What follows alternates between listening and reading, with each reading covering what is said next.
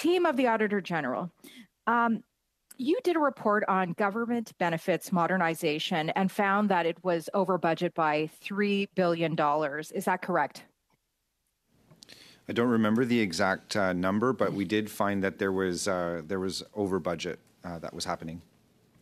Okay. And would it be fair to say that this is the largest IT modernization program in Canadian history? Would that be an accurate comment?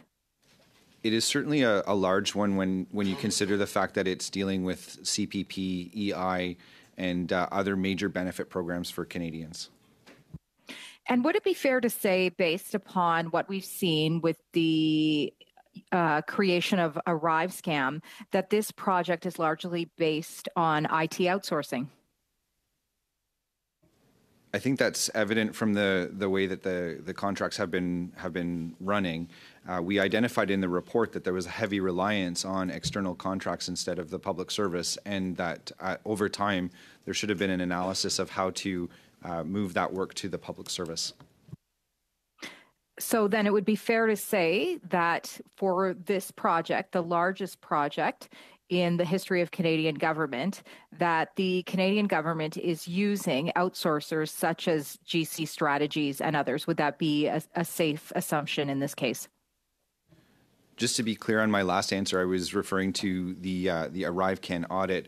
In terms of the benefits delivery modernization, I think as we heard from the Chief Information Officer in December, it is important to rely on external contractors for some work. The real question is making sure that there is a rationale for using external contractors versus the public service, and identifying when things should be done by the public service. But essentially, this project, the largest IT project in Canadian governmental history, is the same process that was used for ArriveScam is being used for this project. Would you say that's accurate? I don't think I'm in the best place to comment on that. I think perhaps what I might turn this over to the Deputy Minister, but before I do, I would mention that the ArriveCan application development happened in the context of the pandemic, where national security exceptions may have been available. I don't believe that the situation is on all fours with the benefits delivery modernization. No, that's fine, Mr. Hayes. I'll continue with my questioning. So, but would you say it's possible then that the benefits modernization that was completed, a report was completed by your office where they saw it was a $3 billion, we're not even talking 54 million, 60 million, but a $3 billion overrun. It's safe to say that it could be as a result of the same model that ArriveScam is being based upon. Would there be any truth to that statement at all? Or would this possibility exist that what we see with ArriveScam, 60 million minimum, could be used for this largest project ever in the history of Canadian government in IT that currently is at a $3 billion overrun? Is that possible?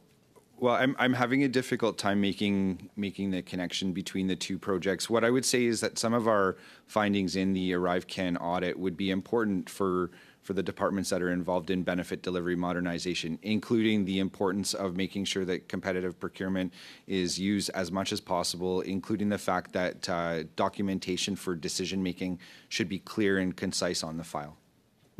Yeah, I don't think it is difficult to make the connection because we have this $50 million, $60 million ArriveScam application. I think it's very easy to apply it to just these services. And I'm sure IT Ms. Kusi, I've stopped the clock. Salivating at the prospect Ms. of $3 Kusi, I have a point of order. Overruns. I will return the floor to you President. shortly. The witness has been answering the question, and we've seen this already from the Conservative members, that witnesses are answering questions clearly, and they are